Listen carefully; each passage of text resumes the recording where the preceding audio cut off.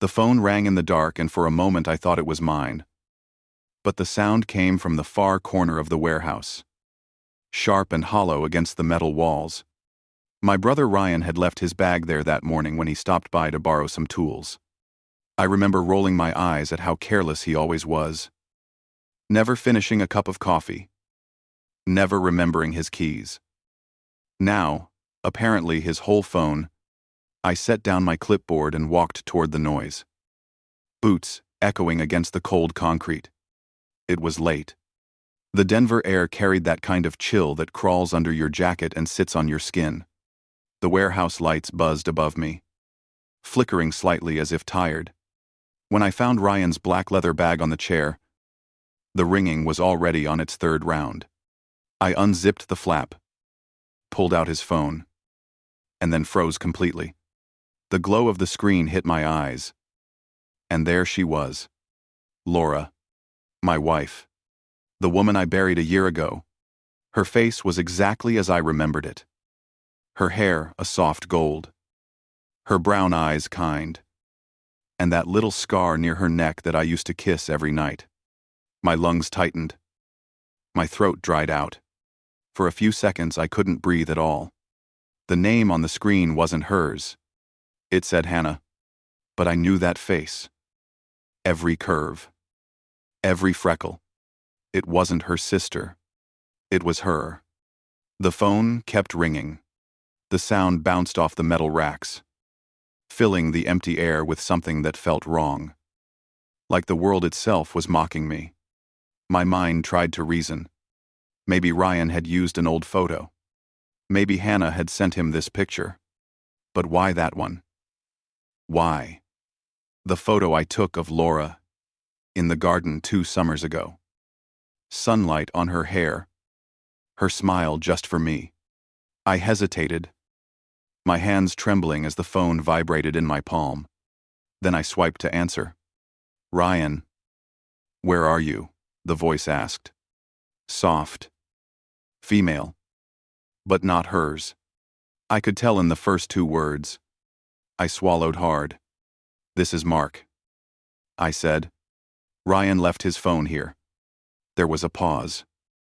Then a short laugh. Oh. Mark. I'm sorry. I thought it was him. He always forgets things. It was Hannah. Laura's identical twin. Same voice. Same rhythm. But lighter. Younger. For a second I closed my eyes and tried to steady my breathing.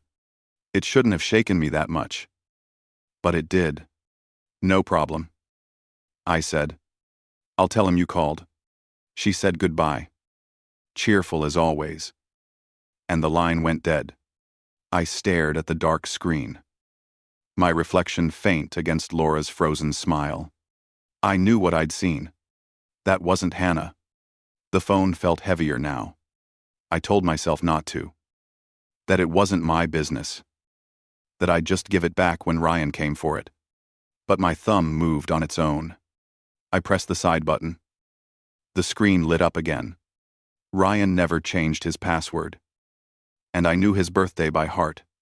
August 15. The phone unlocked instantly. For a moment, I just stood there. The blue light spilling across my hands. My gut twisted, warning me to stop.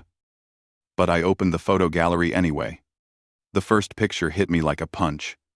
Laura, laughing, her hand in Ryan's. They were standing outside some cafe. Sunlight in their hair. Her eyes sparkled the way they used to when she looked at me. I scrolled again. Another photo. Them sitting close on a sofa, her head on his shoulder. Another. Her in the green dress I bought her for her 30th birthday. A smile that wasn't mine anymore. I don't know how long I stood there. My chest hurt. My throat burned. But no tears came. Only a cold, bitter weight. The door to the warehouse opened suddenly. Footsteps echoed. Then Ryan's voice. Casual and careless. Bro. I forgot my phone. Thanks for keeping it safe. I turned toward him. He still had that perfect salesman smile. Tie slightly loosened. Hair slicked back. He looked like a man whose life was under control. I held up the phone. "Ryan," I said quietly, my voice shaking a little. "Explain this. Why is Laura's face on your screen under Hannah's name?" His smile faltered for just a fraction of a second before he laughed it off. "Come on, man. That's Hannah. You know how identical they were. Don't tell me you're starting to see ghosts. Don't lie to me." I snapped. My voice echoed in the warehouse. Sharper than I intended. "I know my wife's face. That's not Hannah. And I've seen the pictures." His body stiffened. For a moment, the charm slipped, replaced by something cold in his eyes. "You've been through a lot, Mark. Maybe you shouldn't be looking through other people's phones. You were with her." "Weren't you?" I said. My throat was tight, the words barely coming out. "You slept with my wife." He let out a harsh laugh, shaking his head. "You need rest, brother. Lena's gone. Stop making up stories just to torture yourself." He took a step closer. His cologne hit me, sharp and artificial. "Give me the phone." I didn't move. "You betrayed me, Ryan. Both of you did." His jaw clenched. For a second, I thought he'd swing at me. Instead, he snatched the phone from my hand so fast I barely saw it. Then he turned, walking away without another word. The sound of his shoes faded until all I could hear was the hum of the fluorescent lights. I stood there, staring at the door long after he was gone. My hands still shook. I wanted to believe there was some misunderstanding, some terrible coincidence. But deep down I already knew the truth. The images burned in my mind like acid. When I finally left the warehouse, the sky was bruised gray, snow threatening to fall. I drove home with the radio off, the silence pressing on my chest. Every mile stretched longer than the last. The house felt colder than usual when I walked in. Emma and Lily were building a tower of blocks in the living room, their laughter echoing in the quiet. Emma looked up and smiled. "Daddy's home." I forced a smile, bent down, hugged her. Lily tugged my sleeve, asking me to play. I sat with them for a while, stacking blocks, pretending to be present. But my mind was far away. I kept seeing Laura's smile in those photos, the same smile that had once belonged only to me. When the girls went to bed, I climbed to the attic, where Laura's old desk still stood. The faint smell of her perfume lingered in the air, sweet and distant. I sat there in the half-dark, staring at the laptop she used to work on, untouched since the funeral. For a long time, I didn't move. Then I whispered to no one. Maybe to her, maybe to myself. "If you betrayed me, I'll find out." Outside, wind rattled the windows, and the house creaked under the weight of winter. I closed my eyes, and for a brief second, I could almost hear her voice calling my name. But when I opened them, there was only silence. The next morning, I woke up before the sun. The house was quiet, except for the faint hum of the heater. I went to the attic and sat in front of Laura's old laptop. My hands hovered above the keyboard for a long time before I finally opened it. The screen flickered to life, her smiling face appearing briefly as the background before the login box popped up. My chest tightened. I typed in her old password, the date of our wedding, and it opened on the first try. Everything looked untouched. The same folders, the same scattered photos on the desktop. I clicked through aimlessly until one folder caught my eye. It was named Work. Inside were spreadsheets, reports, and beneath them, a few image files. I opened one. It was a photo of Laura standing by a lake, hair tied up, laughing, holding someone's hand outside the frame. Another one followed. This time I saw him. Ryan. My stomach clenched. The timestamp said 6 months before the accident. There were more photos. All of them the same: Laura and Ryan at restaurants, hiking trails, bars. In one, his hand rested on her waist. In another, she kissed his cheek. I stopped counting after 10. I closed the folder and pressed my palms against my face. My body felt heavy, as if gravity had doubled. For a moment I thought I might be sick. Then I noticed another file tucked at the bottom of the folder. A PDF labeled Life Insurance. I clicked it. The document opened to reveal a contract. Policyholder Mark Dalton. Beneficiary Laura Dalton. $2 million. The signature line at the bottom had my name, written in neat cursive. Only it wasn't mine. The room seemed to spin. I scrolled down, my eyes scanning every line. It had Ryan's company logo, Summit Life Insurance, stamped at the top. My heartbeat grew louder in my ears. The date on the form was 3 weeks before Laura's death. I sat frozen, staring at the screen, then pushed back from the chair and reached for my phone. I called Miles Cooper, my old friend, who worked in IT at Summit Life. He answered on the second ring, his voice groggy. "Mark, it's early. What's going on?" I forced my voice to stay calm. "I need you to look something up for me. A life insurance policy filed under my name. It's from your company. Can you check who submitted it?" Miles sighed. "That's not really something I should be doing. Please." "Miles, it's important." There was a long pause.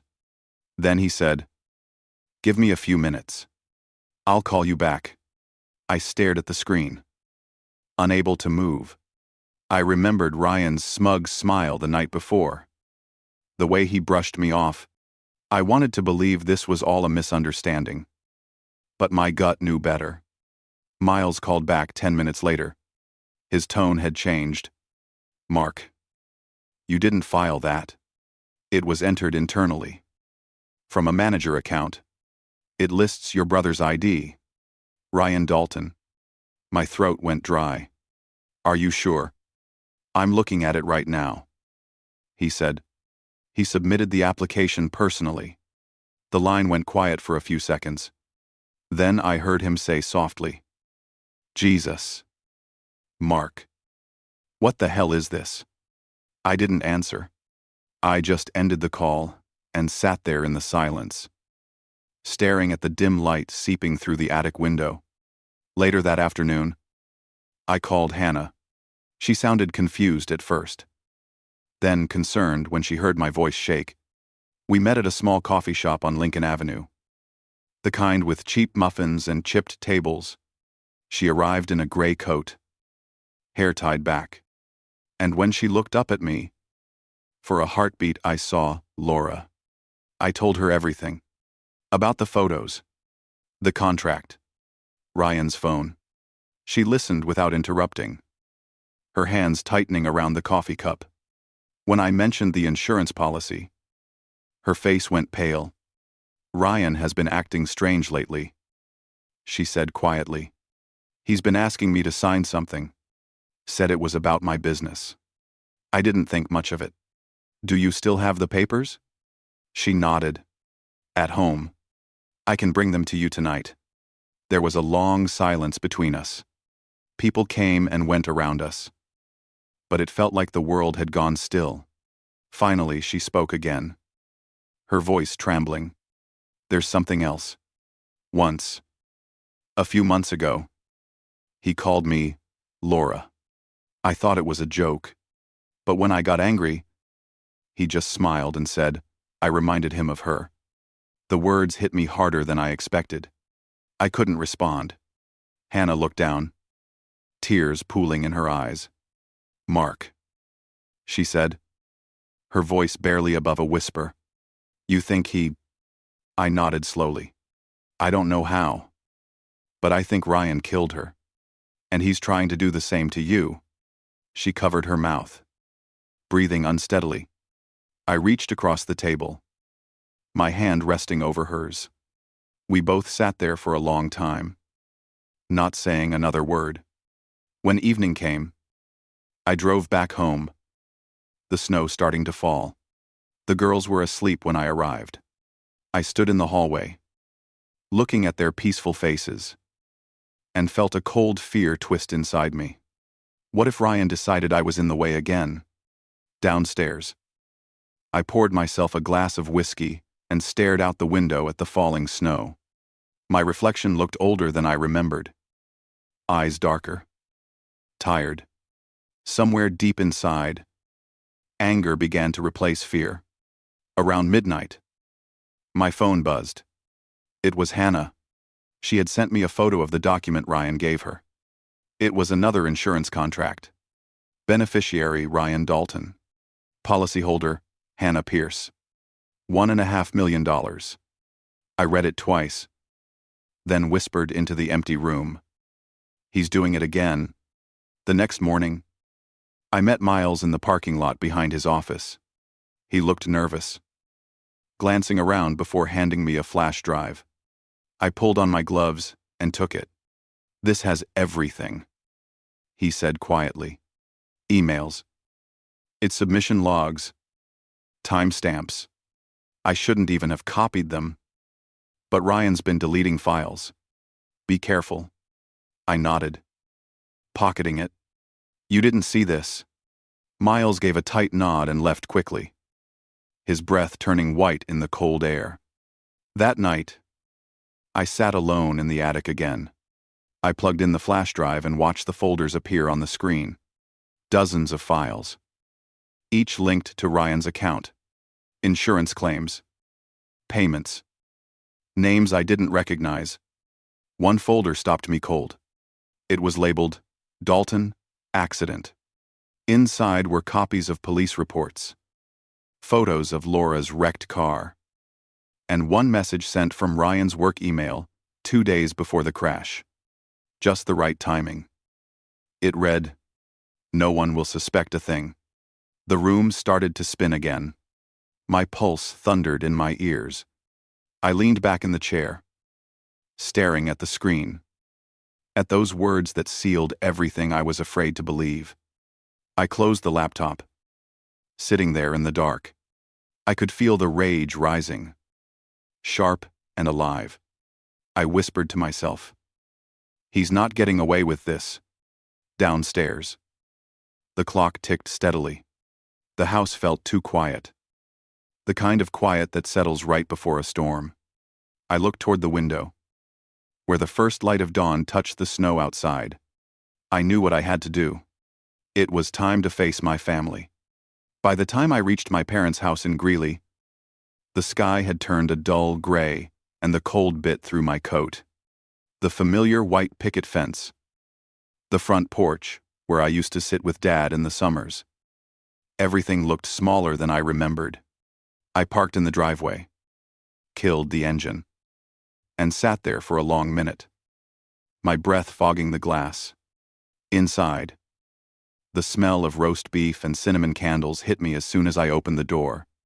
My mother, Evelyn, appeared from the kitchen, still wearing her floral apron, a forced smile on her lips. "Mark, what a surprise. You didn't say you were coming." I stepped inside, my boots squeaking on the old wood floor. Dad, Harold, looked up from his armchair, where he was reading the paper. He adjusted his glasses, frowning. "You look tired." "Son, everything all right?" I wanted to lie, to say yes, but the words came out dry and flat. "I need to talk to both of you." Evelyn's smile faltered. She motioned toward the dining room. "Sit. I'll bring you coffee." I sat at the table, staring at the small family photos on the wall. Ryan's graduation picture hung in the center, his arm around Laura, both smiling bright. My chest tightened. Dad folded his paper and joined me. His expression cautious. "What's this about?" I looked at both of them. "You knew about Ryan and Laura, didn't you?" The room went still. The only sound was the faint ticking of the old clock above the mantel. Mom froze halfway through pouring the coffee, her hand trembling just a bit. "That's nonsense," she said quickly, her voice brittle. "Why would you say something like that?" "Because I found proof," I said quietly. "Photos. Emails. A forged insurance policy in my name. Ryan and Laura planned it together." Dad's jaw tightened, his voice rising. "That's enough. Mark, you're grieving, twisting things in your head. Ryan wouldn't do that. He did. And you both know it." Evelyn slammed the coffee pot down, liquid spilling over the counter. Her face turned red, eyes sharp. "You always blamed him. Ever since you were kids. He worked hard to make something of himself while you stayed stuck in that warehouse counting boxes." I stared at her, my stomach churning. "This isn't about jealousy, Mom. This is about betrayal." Dad stood, his voice low but shaking. "Do not accuse your brother of such filth in this house. You're defending him again." I said, my own voice breaking. "You always did. Even when I was the one hurt. Even when he was the one lying."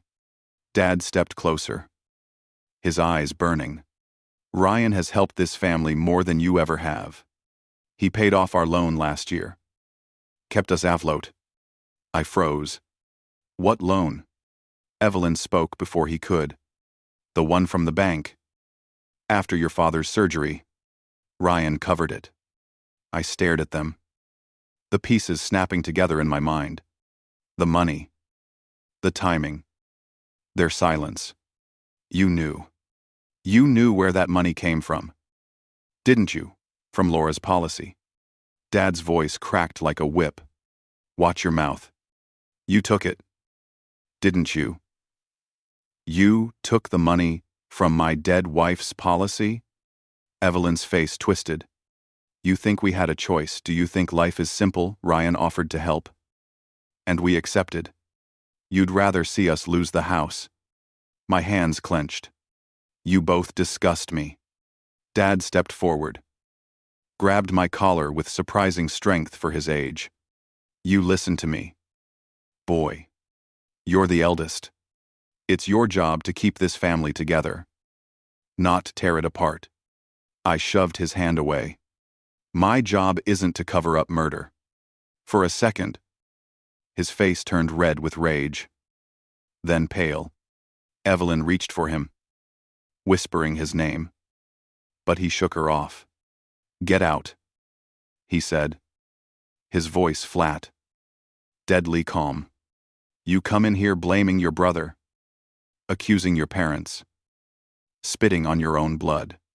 You're not welcome under this roof until you come to your senses."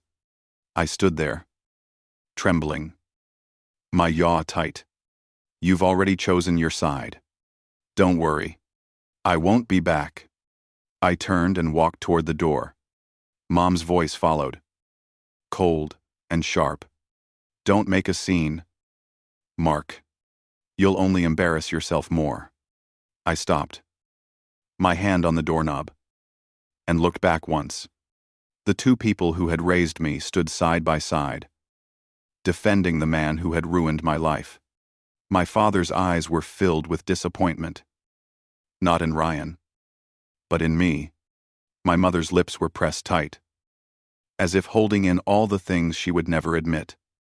I left without another word. Outside, the wind had picked up, carrying bits of snow across the yard. I got into my car and sat there shaking, not from the cold, but from everything boiling inside me. Betrayal from the woman I loved. Betrayal from the brother I trusted. Betrayal from the parents who taught me right from wrong. As I started the car, I looked back at the house one last time. The lights in the windows looked warm, safe, like nothing had happened inside those walls. But to me, it was dead. The drive back to Denver felt endless. My mind kept replaying their words. You're jealous. You're crazy. You should keep the family together.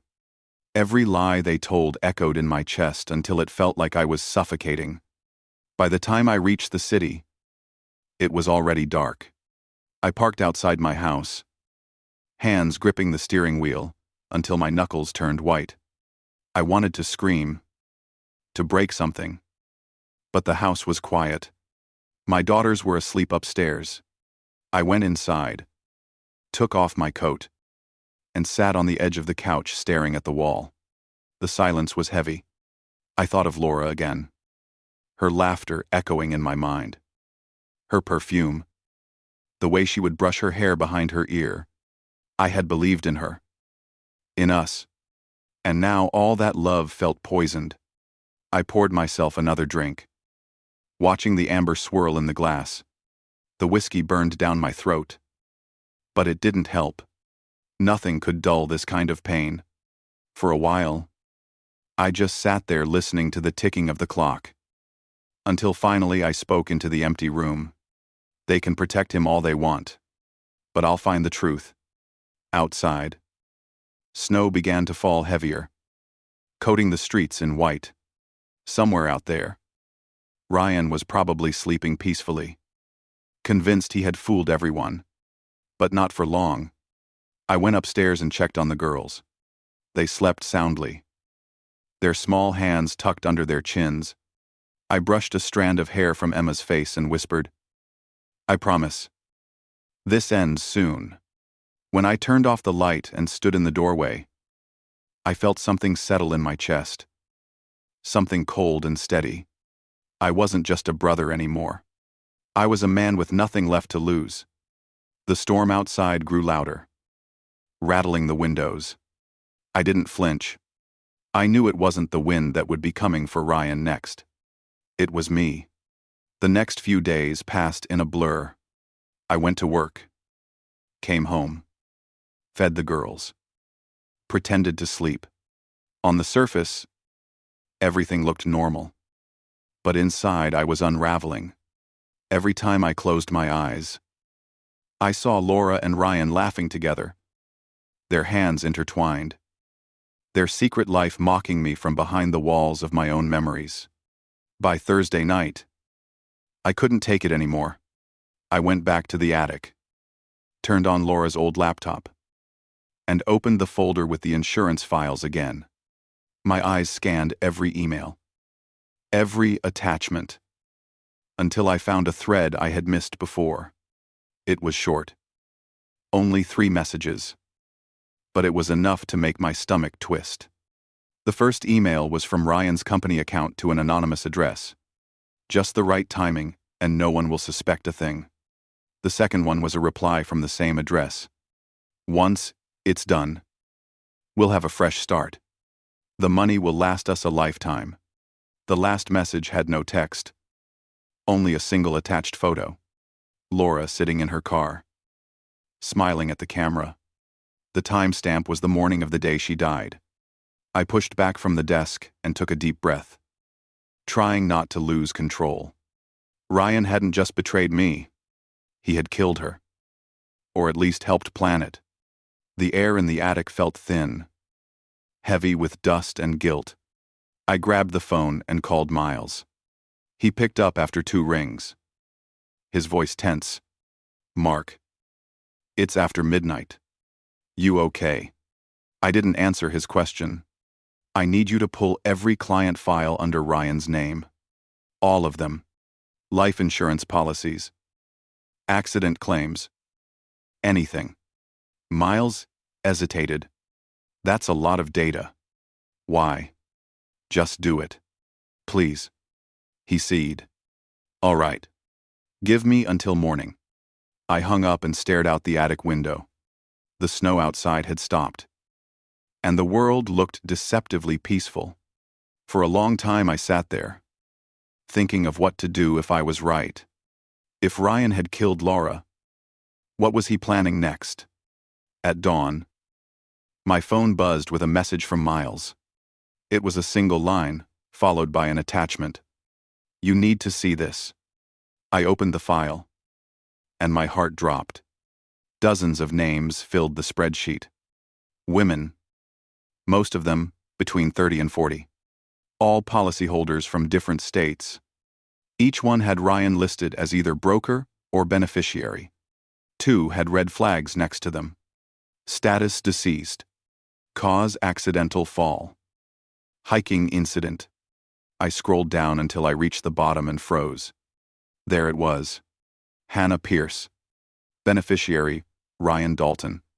Filed 2 weeks ago. My chest tightened. He was repeating the same plan.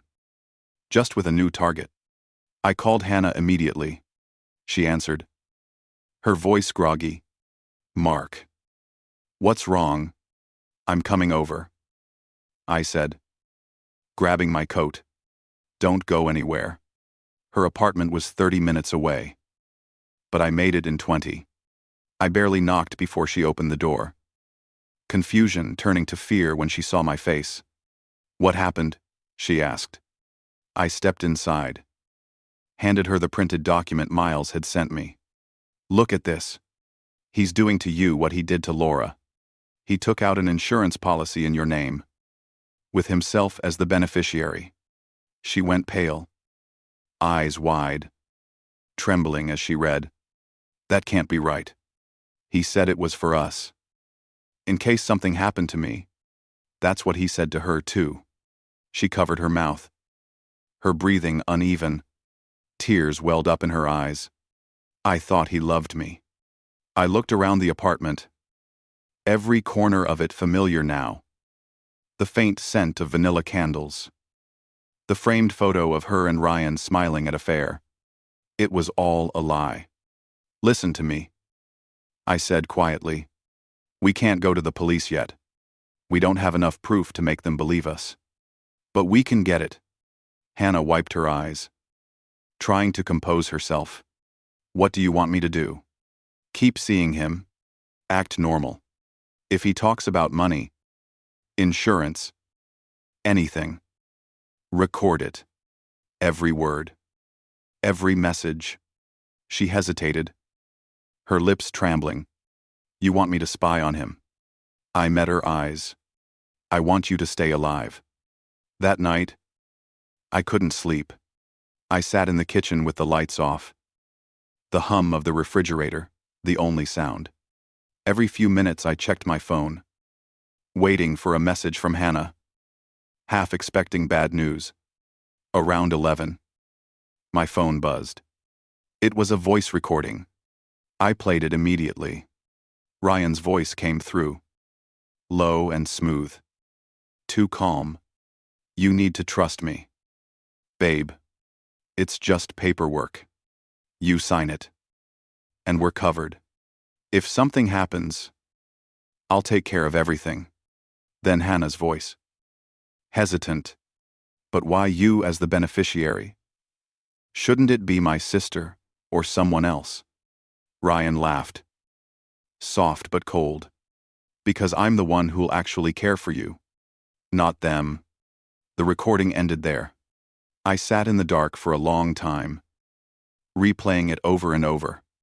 By morning, I had made up my mind. If I wanted justice, I needed more than recordings. I needed to prove his entire network of fraud. I met Miles at a diner off Colfax Avenue, the kind of place that smelled like old coffee and bacon grease.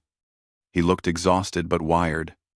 You were right, he said, sliding a folder across the table. Your brother's been submitting false policies under multiple aliases. There's a pattern. Same types of victims. Same payout routes. I flipped through the pages, each name tightening the knot in my stomach. How much money are we talking? Easily, over 5 million. Miles said, and that's just what I can trace. I closed the folder and stared at him. If we can prove he's trying it again with Hannah, can you make that stick legally? Miles nodded slowly. With the right evidence, Yes, but be careful. Mark. If Ryan finds out you're onto him, he won't just run. I paid for the coffee, left the folder in my jacket, and stepped outside into the cold air. The city was waking up. Cars sliding past. People heading to work, unaware that a monster in a tailored suit lived among them. That night, I met Hannah again. She looked stronger, more composed. Though her hands still trembled slightly as she handed me another recording. He asked me to go on a weekend trip, she said quietly. To the mountains. My heart sank. That's how it started with Laura. Hannah's voice was steady now. What do we do? We let him think you're going. You'll wear a recording device. And I'll have someone tail you. Someone. An old friend from high school. He's with the state police now. Hannah nodded. Her eyes met mine. Full of fear, but also determination. We're going to end this. Mark. I managed a small smile. Yes. We are. When I drove home later that night, the air felt sharp. The street lights blurring through the windshield. For the first time since Laura's death, I felt something close to purpose. I wasn't the grieving husband anymore. Or the broken brother. I was a man who had seen too much and lost too much to ever back down again. Ryan thought he could manipulate everyone around him, twist love into leverage and trust into profit. But he forgot one thing. He had taught me how to read him, how to anticipate every move. This time, I would be the one waiting in the shadows. The night before the trip, I couldn't sleep. The clock read 2:37 a.m. And the house was silent, except for the faint creak of the old pipes. I sat by the window, staring out at the snow-covered street. The kind of stillness that feels heavy, like the world was holding its breath. Tomorrow, Hannah would meet Ryan in Estes Park. And if everything went according to plan, we'd finally have the proof to end him. I checked my phone again. No new messages. Hannah had already texted me earlier, confirming she'd meet Ryan at 11 a.m. for their weekend getaway. The word made me sick. I sent her a single reply before midnight. Keep calm. Don't let him see fear. Remember the bracelet. The bracelet was a small silver band fitted with a micro recorder. Hidden inside the clasp, Jake, my old friend from high school, now a detective, had provided it. We had met earlier that evening in his truck parked behind a gas station. His face had been grim under the dim light. You're playing with fire, Mark, he had said. If this guy's killed before, don't underestimate him. I know what he's capable of. That's why I'm ending this. Jake had nodded, tossed me the bracelet, and said he'd be nearby with a team waiting for the signal. Now, hours later, I sat in the dark, going over every detail again. If something went wrong, if Ryan got suspicious, Hannah could be in real danger. The thought of her facing him alone made my chest ache. Somewhere between grief and anger, something deeper had formed. Something protective. Maybe even love. Though I wasn't ready to name it. At 6 a.m., my alarm buzzed. Though I hadn't slept, I dressed, packed my small camera, a spare phone, and drove toward the mountains. The highway stretched ahead, a gray ribbon cutting through the white landscape. As the miles passed, my mind replayed everything: Laura's death, the forged policy, my parents' betrayal, Ryan's smirk in the warehouse. I clenched the steering wheel harder, every muscle tense. By the time I reached Estes Park, the morning sun had just started burning through the fog. I parked 2 blocks away from the cabin Ryan had rented. A cozy wooden lodge near a frozen lake. Through binoculars, I could see his black SUV already there, Hannah's car pulled up 15 minutes later. She stepped out, smiling faintly, her breath visible in the cold. Ryan came out to meet her, wrapping his arm around her shoulder, his charm perfectly rehearsed. I whispered to myself, "You're not getting away this time." Jake's voice came through the earpiece. "We're in position. 2 cars behind the trailhead. Just wait for her signal." I stayed in my car, my hands cold even with gloves on. Through the binoculars, I watched Ryan carry their bags inside. Then the door closed, and everything went still again.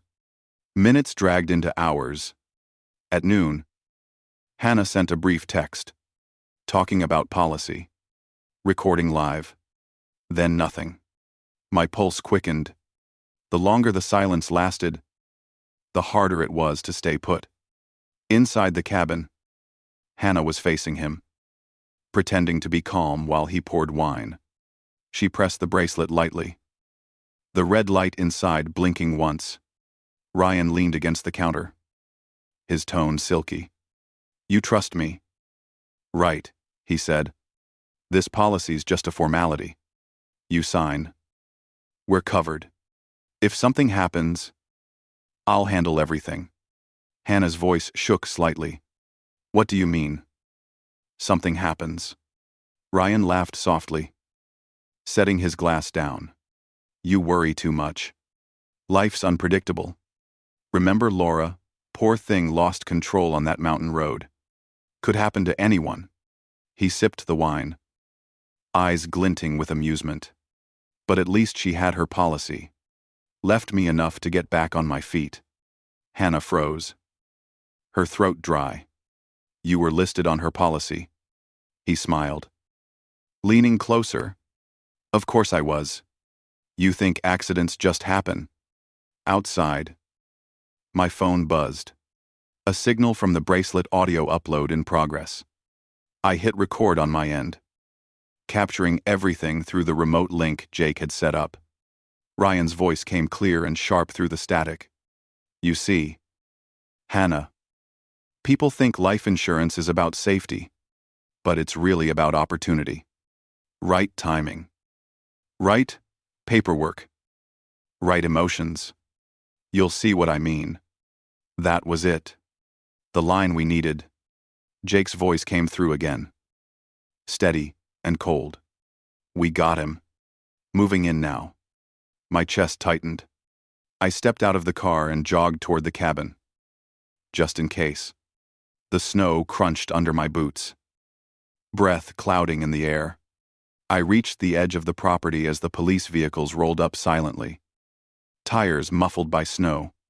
Inside, Ryan was still talking, oblivious.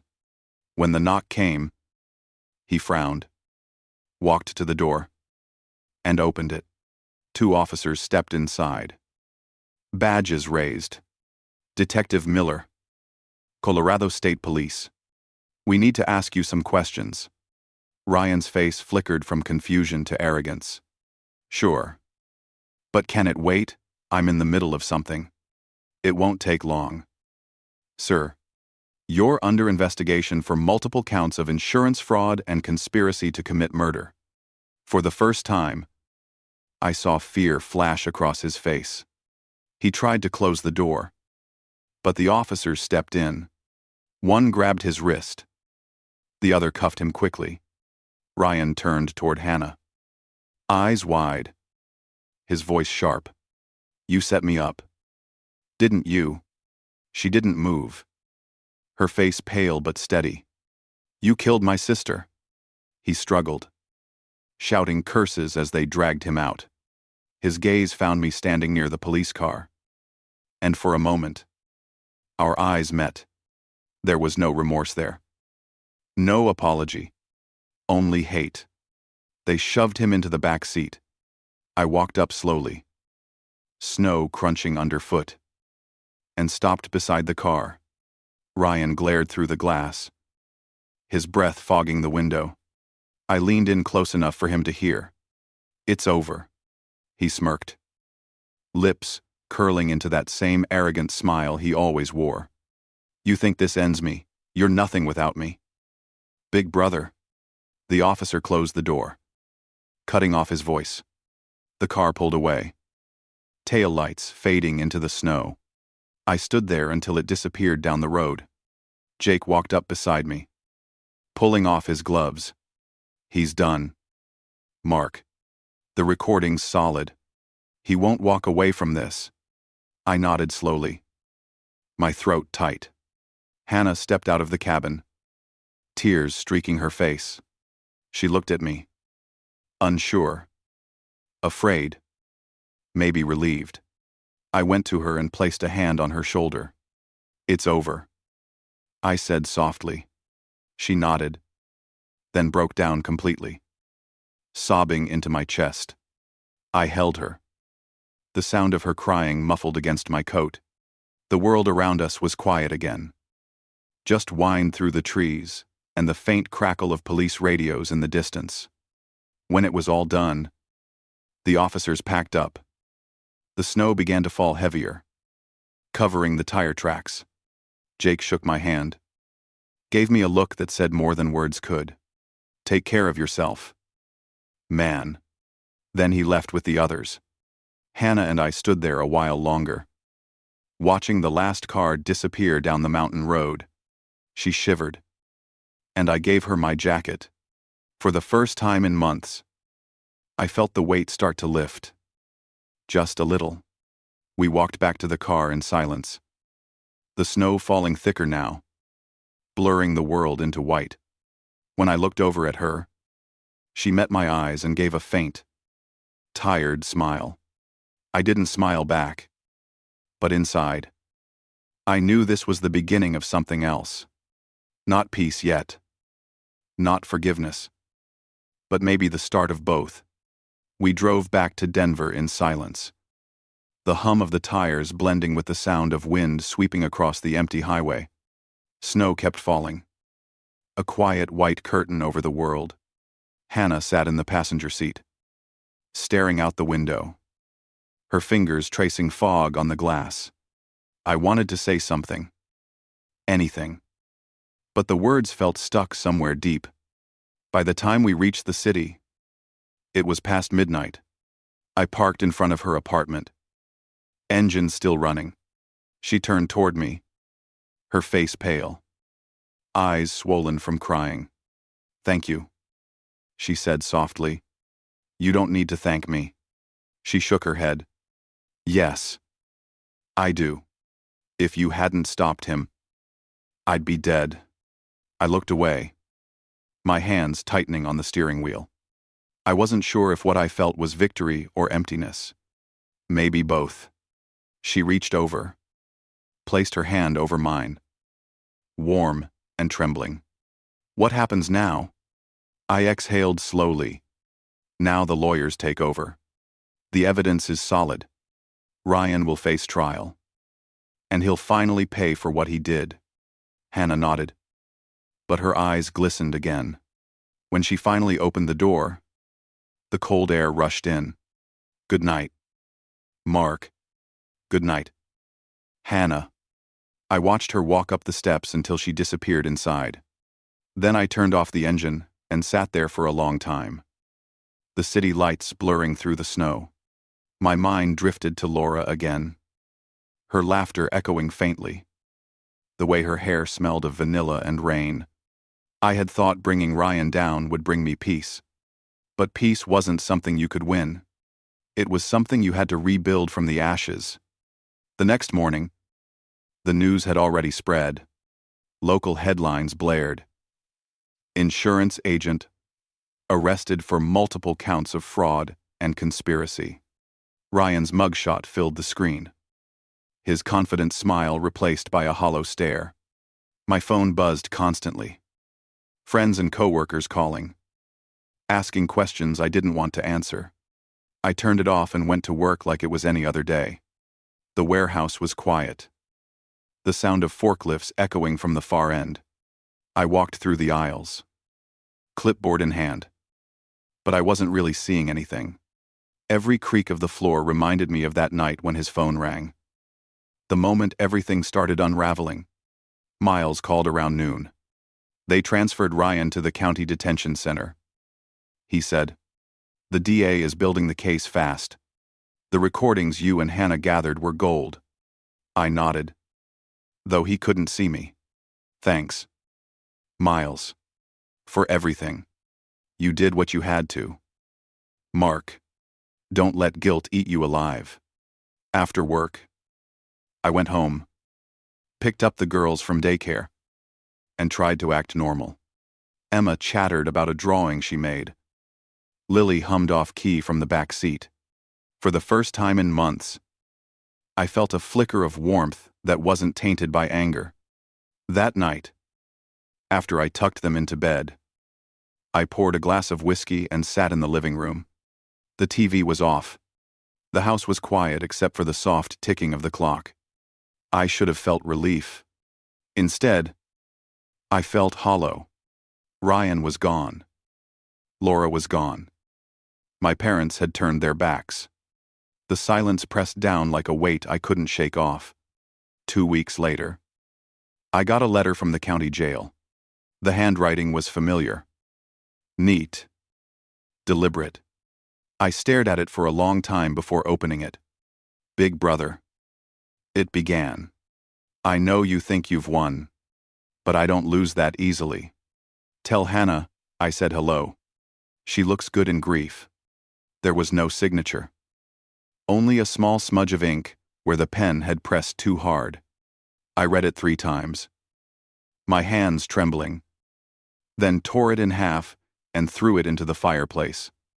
The flames swallowed it quickly, curling the paper into black ash. The next day, I took the letter to Jake. He read it, frowned, and folded it into an evidence bag. "We'll keep an eye on him. He's trying to get under your skin. Don't let him." I nodded, though I could still hear Ryan's voice in my head. A month later, the trial began. The courthouse was crowded. Reporters swarming the steps. Cameras flashing. I sat behind the prosecutor's table with Hannah and Miles. The air thick with whispers and tension. Ryan was led in wearing an orange jumpsuit. Wrists cuffed. His hair cut short. He didn't look at me. Not at first. But when he finally did, it was with that same smirk. The one he wore when he lied to my face. The prosecutor spoke about greed, deceit, manipulation. How Ryan had used his position to exploit people and even plotted against his own brother. The evidence was damning. The recordings played for the jury. His voice clear and calm as he talked about killing for money. When it was my turn to testify, my throat tightened. I told them about the phone call, the photos, the insurance policy. The night I found everything, my hands shook as I spoke. But I kept going, each word pulling a little more weight off my chest. Hannah testified after me. Her voice was steady, even when tears slipped down her cheeks. She told them how he had manipulated her, how he'd planned to kill her the same way he did Laura. The courtroom was silent, every word echoing like a hammer hitting steel.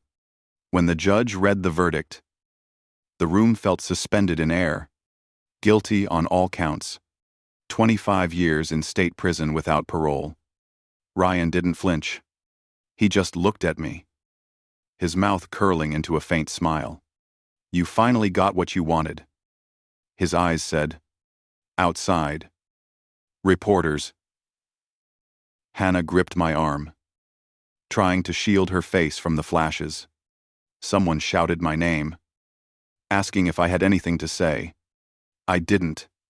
I just kept walking until we reached the parking lot. We stood by the car for a while, both of us silent. Hannah finally spoke, her voice soft. "It's over." I nodded, though the words didn't feel real yet.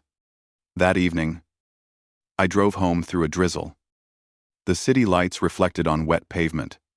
Emma and Lily were waiting by the window when I pulled in. They ran to me, their laughter echoing through the house. I knelt and hugged them both tight, their small arms wrapping around my neck. Later, after I put them to bed, I went to the attic one last time. Laura's desk was still there, her scent faint but lingering. I opened the drawer and found the photo of us on our wedding day, smiling in front of the church. I looked at it for a long time, then slipped it into the box of old memories and closed it. As I turned off the light, I whispered into the darkness, "Rest now." Downstairs, the clock struck midnight. I poured the last of the whiskey and stood by the window, watching the street outside. The snow had started falling again, soft and slow. For the first time in a long while, I didn't feel anger or grief, just quiet, the kind that doesn't hurt anymore. I knew there was still a long road ahead, but I wasn't walking it alone. Somewhere out there, Hannah was starting to heal too. Maybe, in time, we both would. Spring came late that year. The snow melted slower than usual, turning the streets into narrow streams that shimmered under the early sun. Life in Denver started to feel normal again, or at least something close to it. I went to work, picked up Emma and Lily after school, cooked dinner, and tried to make the house feel like home again. The shadows that used to hang in every corner began to fade, replaced by laughter, by the sound of my daughters running through the hallway barefoot. Hannah started visiting more often. At first it was once a week, then twice. Then, almost every other day, she'd bring cookies, or pasta, or sometimes just coffee for two. The girls adored her. Emma would pull her by the hand to show her drawings, and Lily would crawl into her lap like she'd known her all her life. I watched from the kitchen, pretending to be busy, but the warmth in my chest was real. One Saturday afternoon, I was fixing the fence in the backyard when Hannah came over. She wore a light jacket, her hair pulled back in a loose ponytail. The sunlight caught the strands, and for a moment I saw Laura's reflection in her, the way she used to look when she smiled at me through the kitchen window. Hannah noticed me staring and smiled. "What are you thinking about?" I hesitated, just wondering how we got here. She leaned on the fence next to me. "Maybe life doesn't give us what we want. Maybe it gives us what we need." Her words stayed with me long after she left that day. A few weeks later, I received a letter from the Colorado State Penitentiary. It was a formal notice for visitation. The name on the form made my stomach tighten. Ryan Dalton. I read the short handwritten note attached at the bottom. One last talk. I didn't know why, but I couldn't throw it away. For nights I left it sitting on my desk, unread but never out of sight. Finally, one Friday morning, I called Jake. He sighed when I told him, "You really want to go through with this?" "I think I have to." "Then at least don't go alone." Hannah offered to come. She didn't hesitate, just said, "If you're going, I'm coming too." We left early on a gray, windy morning, the highway stretching flat and endless ahead. Neither of us spoke much. The closer we got to the prison, the heavier the air felt. The facility stood at the edge of a barren plain, surrounded by wire fences and watchtowers. Inside, everything smelled of disinfectant and metal. The guard led us to the visitation room, where a thick glass wall divided us from the inmates. I could hear my own heartbeat as I sat down. Ryan walked in a few minutes later, wearing the standard orange jumpsuit, his hands cuffed in front of him. His hair was shorter, his face paler, but his eyes were still sharp, alive with the same arrogance I had known since childhood. He sat across from me, picked up the phone, and smiled like we were meeting for coffee. "Long time no see. Big brother." I didn't respond. Hannah sat beside me, her jaw tight, her hands clasped together. Ryan tilted his head, studying her. And you brought her. How sweet. Guess you two found comfort in each other's misery. I gripped the phone tighter, my voice low. Why did you ask to see me? He chuckled. Thought you'd want closure. I already have it. Do you? He said, leaning closer. You think locking me up fixes everything. You think it makes you the good guy now. I didn't answer. His smirk widened. You should thank me. Without me, you'd still be rotting in that warehouse, pretending to be happy with a wife who never loved you. I gave you something better. I freed you. My blood ran cold. I wanted to hang up, to walk away, but I couldn't move. Hannah finally spoke, her voice trembling but strong. You killed my sister. You planned to kill me. You destroyed everything you touched. Ryan looked at her, almost amused. And yet here you are, alive, sitting next to the man who couldn't keep her safe. Her eyes filled with tears. But she didn't look away. You're sick. He shrugged. Maybe. Or maybe I just understand people better than you do. Everyone's got a price. Love. Money. Family. Yours was guilt. Mark's was pride. I forced myself to breathe evenly. I didn't come here for your games. I came here to make sure you understand something. You'll never touch any of us again. Ryan laughed, the sound low and cold. You think bars can stop me? You think I don't have friends?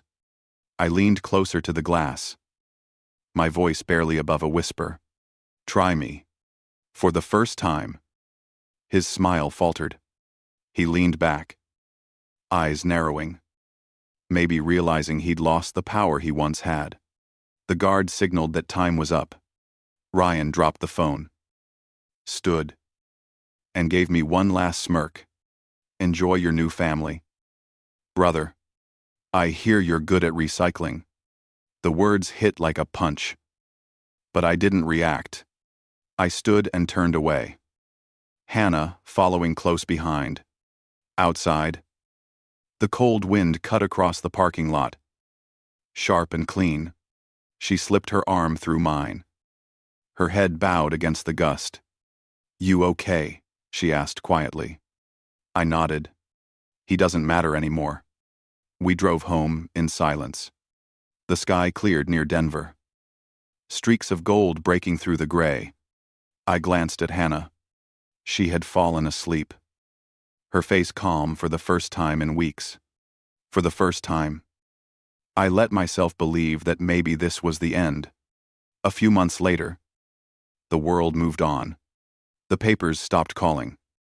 The trial faded from the news, and people went back to their lives. The girls finished school for the year. I took a few days off work and drove them to the coast. Hannah came with us. We rented a small house by the ocean. White walls, blue shutters. Nothing fancy. Every morning we'd walk down to the beach. Emma and Lily would run ahead, chasing seagulls, their laughter echoing over the surf. Hannah and I would follow slowly, the wind whipping through her hair. One evening, we sat on the porch watching the sunset. The sky turned gold, then deep orange, then purple as the waves rolled in steady and soft. Hannah rested her head on my shoulder. Do you ever think of her? She asked. I nodded. Every day. So do I. The air smelled of salt and pine. I looked out at the horizon, where the ocean met the sky. I used to think grief was a storm you had to fight through. But it's more like the tide. It pulls back. It returns. But it never leaves completely. Hannah took my hand, her fingers lacing with mine. Maybe that's how love works too, she said softly. It changes shape, but never disappears. I looked at her, and in that moment, I realized she was right. The pain, the loss, the betrayal, they had shaped me. But they hadn't destroyed me. Somehow, from everything broken, something new had begun. The girls' laughter carried from the shoreline, their silhouettes small against the dying light. I smiled. Really smiled. For the first time in what felt like years, the sea breeze brushed against my face. And for once, I didn't feel the weight of the past, just the steady rhythm of the waves, the warmth of Hannah's hand, and the sound of my daughters laughing somewhere between the wind and the water. When we returned home from the coast, everything felt different. The air in Denver was warmer, the trees greener, and for the first time in years, I didn't feel that quiet ache every time I opened the front door. The girls ran through the house laughing, arguing over who got the bigger bedroom, their voices bouncing off the walls like music. Hannah followed behind them, carrying groceries, her hair loose, eyes soft when she caught me looking. She smiled, and it felt like sunlight breaking through after a long storm. Life didn't fix itself overnight, but it started to make sense again. I went back to work at the warehouse, not because I had to, but because I wanted the routine, the normalcy, counting crates, managing shipments, the small talk with coworkers who still treated me like a friend, not the man whose brother made the evening news. Slowly, people stopped whispering. The story faded, and I was glad to let it go. One afternoon, I found myself in the attic again.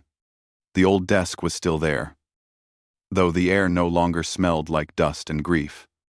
I opened the drawer and took out Laura's wedding photo, the same one I had packed away months earlier. For a moment, I studied our smiles. Two people, frozen in time, full of dreams that never came true. I whispered a quiet thank you, not for the pain, but for the lessons that pain had carved into me. Then I slipped the picture back into the box and closed it for good. Later that week, a letter arrived from the prison. I almost threw it away. But curiosity won. It wasn't from Ryan this time. It was from the warden. Ryan Dalton had been attacked by another inmate and was in critical condition. There was a brief note asking if I wished to be notified in case of his death. I stood there for a long time, letter in hand, unsure what I felt. Anger, pity, indifference. Maybe all of them. I folded the letter, placed it in a drawer, and never called back. That night, Hannah came over for dinner. The girls were playing outside, their laughter drifting through the open windows. We ate quietly for a while, until she reached across the table and touched my hand. "You look lighter," she said softly. "Maybe I finally am." She smiled. "It's strange. Isn't it how something broken can still grow?" I nodded, her words sinking deep. After dinner, we sat on the porch, the air cool and calm. Fireflies blinked across the yard. Emma and Lily chased them, giggling as they tried to catch the tiny lights. Hannah leaned against my shoulder. "Do you think they'll remember any of it?" she asked. I watched the girls for a moment before answering. "Not the bad parts. Kids remember love more than pain." She smiled, her eyes glistening in the soft light. "I hope you're right." Weeks turned into months. Summer passed. Then fall came, painting the trees gold and crimson. I spent weekends fixing up the house, planting new grass in the yard, taking the girls hiking in the foothills. Hannah was always there, not as a guest anymore, but as part of the family. One evening in late October, I took her to the same lake where we'd first talked after everything ended. The water was calm, reflecting the fading light of dusk. I didn't plan to say anything special, but the words came anyway. "You know," I said quietly, "I never thought I'd feel whole again." She looked at me, smiling that gentle, knowing smile. "And now I don't need to." Whole isn't about what you have. It's about who stays when everything else falls apart. She reached for my hand, her fingers tightening around mine. The wind rippled across the water. And for the first time, I realized how far we'd come from the night that started it all. In November, we moved into a new house near the edge of town. A modest place, with a big yard and a small shed, I turned into a workspace. The girls painted the walls themselves, leaving tiny handprints near the stairs. Hannah filled the kitchen with plants and laughter. Sometimes, when the evening sun hit just right, the house glowed warm like it was alive. I still thought about Ryan sometimes, not out of love or forgiveness, but as a reminder of who I'd been and what I'd survived. People like him never really disappear. They linger in the lessons we carry forward. But I no longer feared that shadow. It no longer defined me. On the first anniversary of the trial, Hannah suggested we visit the ocean again. I agreed. Standing on the same beach, the wind stronger this time. I watched the girls build sandcastles while she spread a blanket nearby. She looked out at the waves and said, "It feels different now. Doesn't it?" "It does," I said. "The sea doesn't look angry anymore." She laughed quietly. Maybe it never was.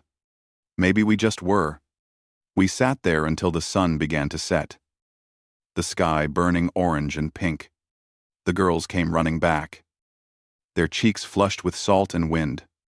I wrapped my arms around them and held them close, feeling their small hearts beating against me. As the waves rolled in, I thought about how strange life could be. How a single moment, a single phone call, could destroy everything you thought you knew, only to lead you here, to something better, something honest.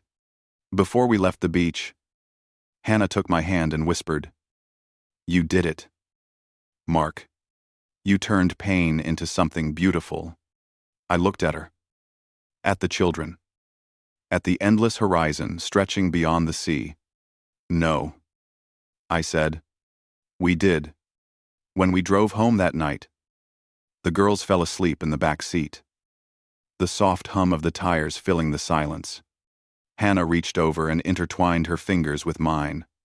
I squeezed her hand gently, and for the first time in a long time, I didn't feel the need to look back. Life isn't about erasing what's broken. It's about learning to live with the cracks, to let the light in through them. If there's one thing I've learned from all this, it's that truth hurts, but it frees you. Love fails, but it can return in another form. And sometimes, even after everything burns down, you can still build again. I used to think my story ended the day I saw my wife's face on that phone screen.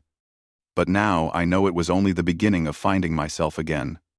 If you've ever lost everything, don't run from it. Stand in the ashes. Let the truth scorch what needs to die. And then start over. You might just find that the fire that nearly destroyed you was the same one that made you whole. Thank you for listening to my story. If it meant something to you, stay a while. There are more stories like this waiting.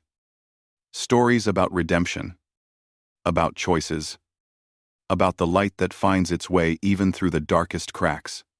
Stay with me, and let's see where the next one begins.